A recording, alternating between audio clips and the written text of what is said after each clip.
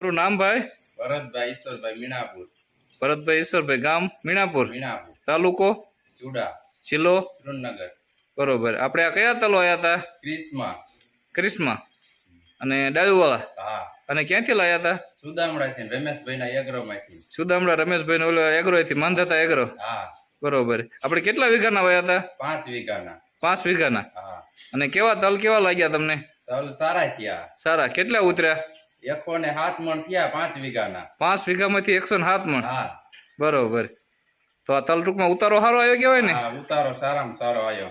તો આ બીજા ખેડૂત મિત્રોને વાવવા હોય તો આપણે કહીએ કઈ ને? હા, કહેવાય જ છે ને, સારો ઉતારો આવે. અને બીજા કોઈને આવા તલ ઉતર્યા ગામમાં?